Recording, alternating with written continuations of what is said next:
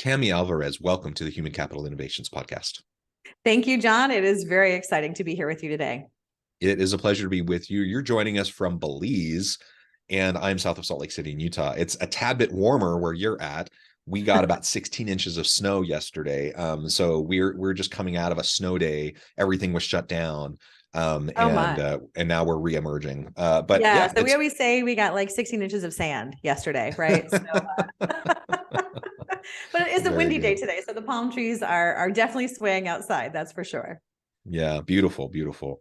Well, I'm excited to chat with you today. We've been preparing for this for a long time, and today we're going to be exploring this idea of breaking all the rules and winning in your career. And I don't know if this breaking all the rules comes from this, but I remember one of the most influential books for me when I was young in my career was from the Gallup organization called I think it was called First Break All the Rules, something like that. Yeah. And it was transformative to me and just helping me reshape kind of a lot of assumptions that I had about myself, about life, about careers. And I think it's good to make some good trouble, like we need to disrupt things and we need to challenge things. And I'm super excited to explore all this with you today. As we get started, I wanted to share Tammy's bio with everybody.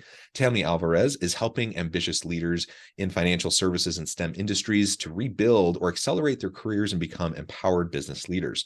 She will help you to rediscover the excitement of making a big impact and love every Monday morning again. And I love that too. I love the idea of going home and refreshing over the weekend, but also being excited to go back and do some cool stuff and not have the Sunday evening dreads of going back to work. So I think this is going to be fantastic. Just get those Sunday morning blues, right? And exactly. Yeah. Exactly. Well, Tammy, before we dive on into the conversation, anything else you would like to share about yourself, your background, your personal context? And then we'll get going and launch into the conversation. Yeah, that sounds great. So just Reader's Digest version on my background.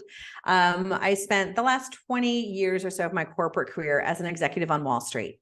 And I got there in a very different way. When I was in high school, my grades weren't very good. My parents had split up. We were poor. So I never went to college. And I did not get my degree until I turned 40. But despite that, I was really able to become the youngest managing director on Wall Street, the only female, often the youngest person in the room, although that has certainly changed these days.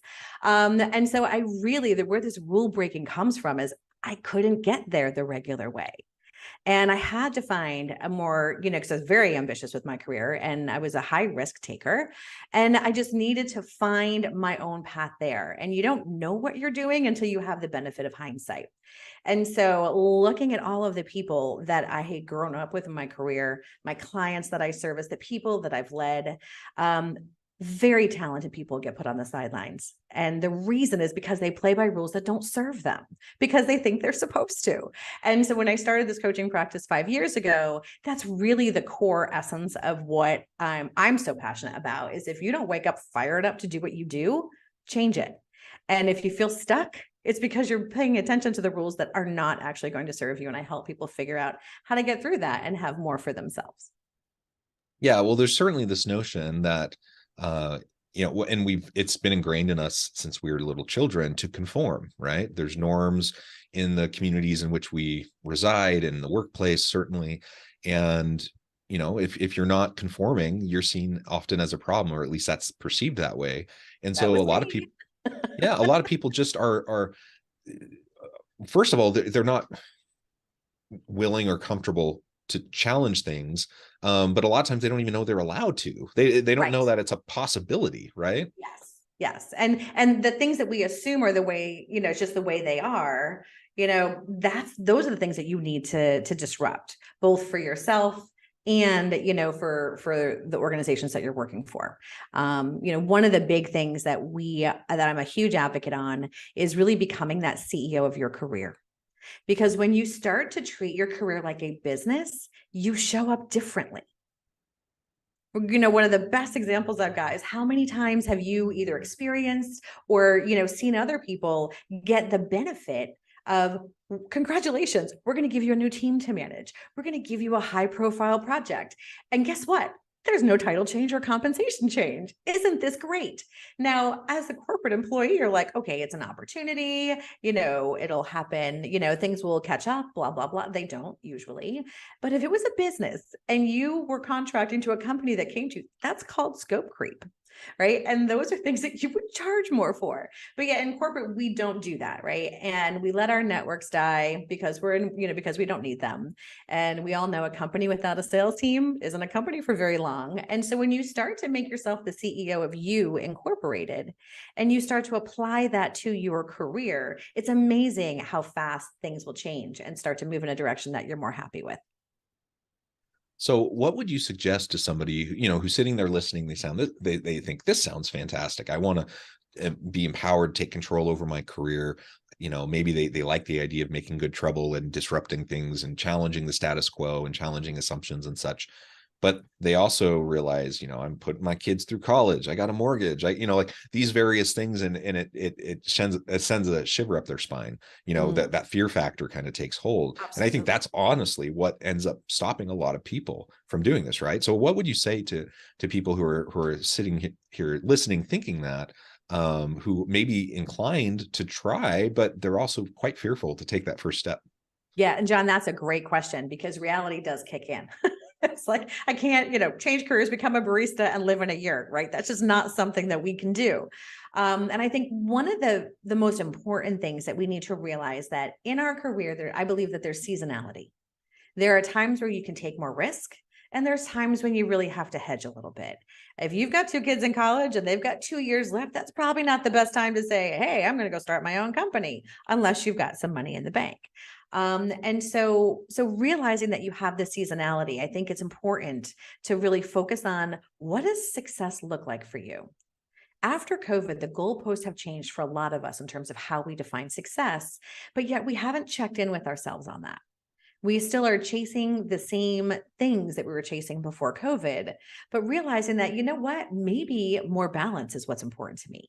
Maybe making a bigger impact is important to me. And so there's so many people who just keep going through the motions and your career happens to you versus having more of a purposeful drive in where you're taking things. So step 1 is to get really clear on what success looks like for you right now, regardless of what your friends think you should do or what they are doing, what you're supposed to do. Like, put all that stuff away and really define success. And then figure out what is the level of risk that you can take now. If you can't change jobs, if you really or love the company that you're with, right? You're just trying to grow more, then play within those constructs and find ways to get that done. If you're at a position where your kids are out of college and you're good to go and you want to go do something big, now this may be your time to really hit it out of the park and do something dramatically different. But really, when you define success, understand your risk, and then make those plans to get to that success today, not in 2 years, not in 5 years, but now, then all of a sudden, things will start to turn around for you in terms of what, your enjoyment and how you feel on Sunday afternoon. Yeah, and defining that success for yourself, that's a tricky thing. And I think a lot of us really need to do some active work at unpacking kind of societal norms and values and things that have been imposed on us around expectations.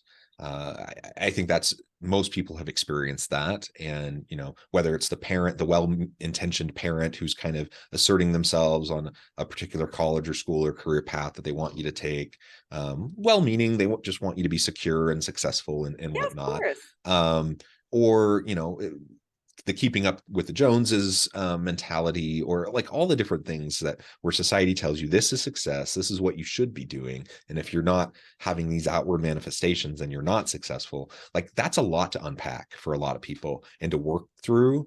But it's really essential work. And until you can get to the point where you can define success for yourself, set that other stuff aside. Some of your own definition might align with some of those things, but you may have vastly different components, different variations around what's going to be most meaningful to you.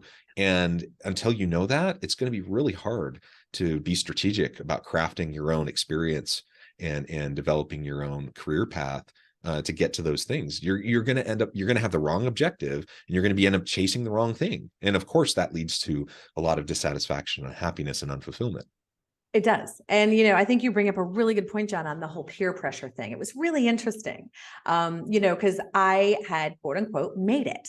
I was a C-level executive for a Fortune 100 company, making a ton of money, living in Manhattan, being all fancy. And I'm like, I'm sick of this. I'm moving to a tropical island. And so many of my peers, instead of saying, oh my God, that's so cool, they're like, why are you giving up? And I was like, okay, so how is moving to a tropical island, starting my own company, how is that giving up? And so it was just really interesting in, how it is perceived. But when I finally checked in with myself and said, you know what, I am bored out of my ever loving mind. If I have to sit through one more board meeting talking about, dumb decisions we're making because we're living quarter to quarter, I'm going to lose my mind. And it was just, my daughter was off the payroll. It was a good time for me to just finally cut bait and do something very, very different. But I couldn't do that until I really reassessed why I wasn't happy.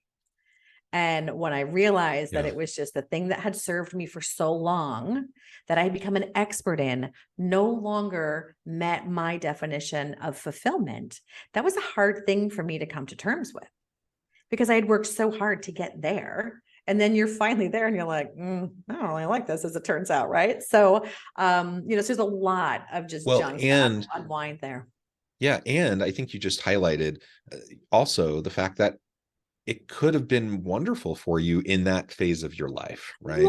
So we have different times, different seasons, and you may be doing something where that aligns more with like a societal definition of success, or it may have aligned with your own personal values in the past, but we change over time. Like our values can shift over time. Our needs and wants and desires can shift with our various life stages and career stages. And so just because you may have done the work to identify what's most important to you and then to go after it, but just because that served you for the last 10 years doesn't mean that's necessarily going to serve you for the next 10 years. And so we also have to be aware of that. Absolutely. And I think one of the most common things that I see are people who are in the last, 15 plus years of their career, feel stuck. Yeah. It's like, okay, now I'm in this position where the thing I worked so hard for is no longer serving me for whatever reason. Now I don't know what to do. And I don't know how to get unstuck or how, and so this concept that to love your job is a pipe dream and that not, people accept the fact that their jobs suck. I don't know why that's okay. And so, but when you feel stuck, when you feel like, okay, I'm making too much money, who's going to pay me at this age? Who's going to hire me? Those types of things, it just breaks my heart because it's so fixable. And, when you see somebody who's, highly talented, professional, great at what they do, marginalized, and in some industries, financial services is one of them. I got news for you. There is ageism, right? Yeah. So you get too old to play.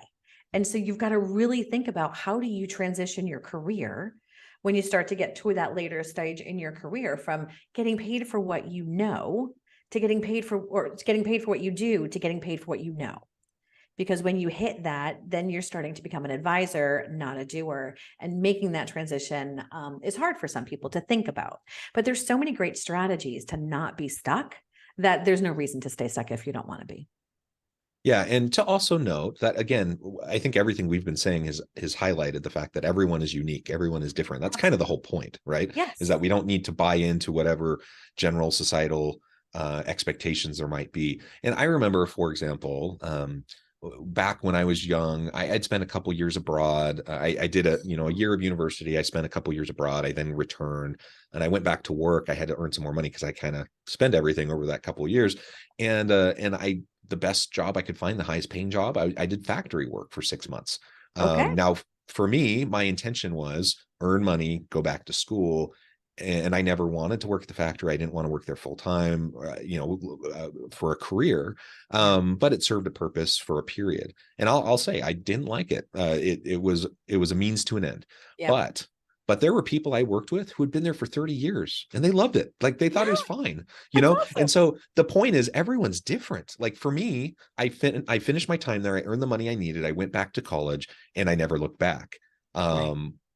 But there were plenty of people who worked there and they were fine having their careers and they loved the ability to clock in and clock out and go home and not think about work and just spend time with their families. And everyone has different sets of priorities, and that's totally Yes. cool. And as you were talking, I'm thinking about the selection process that I went through when I was in my early college days. Longtime listeners of the podcast have heard me say this before, but I switched majors a bunch of times, largely because I was trying to understand myself. I was trying to, go through that process of self-discovery. What am I good at? What do I like? And I found myself in a major that would have provided me with a really stable, successful careers in a very prestigious program, top, 2 or 3 in the country. And I was good at it. The problem was I didn't actually really like it that much. And the further I got into it, the more I could, the more I got into it, the more I couldn't imagine doing that for my whole career. Right. But, it was prestigious and everyone was patting me on the back for like the success I was having and et cetera. And ultimately though, I changed my major one more time. I switched to something totally different, something that seemed far less, had far less potential. But I felt far more at home. I was doing stuff that I really enjoyed, that I could see myself doing for forever. And frankly, there are a lot of people were like scratching their heads, like, "What are you doing? Are you Why are crazy? you blowing this great opportunity, right? Why are you blowing it?" And that's really how they were thinking. You're blowing it, man. Yeah. And I'm so glad though that I had the courage then to do it. Otherwise, I would have found myself 10, 15 years into my career just feeling completely stuck, doing something that I was good at. I probably have, reasonable success. But would it have actually enlivened me? No. Does it enliven other people? Sure. And so that's good. So those people do that, right? But I should do what's going to get me excited. And I think that's your whole point. And I think we've all had those experiences. So regardless of the reason, when we find ourselves stuck, then we have to be willing to take a step back, reevaluate, like many of us have done the last few years during the COVID period, reevaluate, take a stock of our priorities, and then not be too afraid to try some new things. And it's not an either or. Like, you don't have to. I mean, you left Manhattan and went to Belize, which is amazing, by the way. We were talking in the pre-interview how that's kind of a dream of mine. But you don't have to do that. I mean, you could keep your corporate job and start a side hustle, or like there's tons of things you can do. But have a little bit of courage and faith in yourself to try some of those things to get unstuck. I think that is just so important. And I think one of the biggest things that slows people down, John, you were talking earlier about the fear factor, right? And that fear gets in our way. And for some reason, we believe that any change we make is now the new permanent change, versus taking more of an experimental mindset to our lives and to our careers and say, what does this button do? Right? If I were to push this button, what happens? And I think that's really what some of the keys to my corporate success is that I was willing to try new things, and not all of them worked out well. I mean, I've been fired twice. Like, there's all kinds of things that went wrong by trying new things, but taking off the pressure that whatever you decide has to be like it. Because a lot of my clients get stuck in that. It's like, well, I need to, know what I'm going to do next for like the next 10 years. I'm like, why? It's like, how about 2? Let's try 2 and see how that goes. So take the pressure off and use it as more of an experiment, because I think the more we step into something new, we get new perspectives that you would never have unless you're in it. Now you're more informed and you can make better decisions for yourself. So that's, I think that permanency is another contribution to where people, the fear kind of stops them from doing the next thing. Yeah. So, I mean, what you're describing is lowering the stakes, right? Because you don't have to make that one decision that's going to change the trajectory for the rest of your life. Of course, every decision we make can have vast impacts on the rest of our opportunities. But if we take this iterative mindset, this experimental mindset, I think of it, in terms of design thinking. If you're rapidly iterating and trying different things, it doesn't have to work great. Like, you could try something and learn from it and then try something else. And especially if you don't feel like you have the ability to give up your stable, corporate gig, start a side hustle and try stuff. Like, you can try all sorts of things on the side and explore and just find your passion and find what works and where your contribution can be made that will be valued in the market, and maybe it'll result in your ability to completely swap out your your current corporate gig or whatever you're doing for something else. And so, yeah, design thinking for career success. That sounds like a great topic for a seminar I want to It go does. to. Absolutely. All right, I'm on it. Right. So, and I think one more thing I want to just cut off on really quickly that I think is so important is we have this polarized view of failure and success, right? You either succeed or you fail. And I don't think enough people realize that failure is a part of success.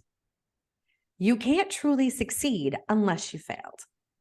And so, so taking off the pressure of defining what failure is, it's like, that's learning, and failing forward and failing fast, really helps you accelerate. And so trying to avoid failure at the end of the day is slowing you down. Yeah, it's going to cost you, right? Yeah. It's going to cost you so much opportunity for learning and growth and development.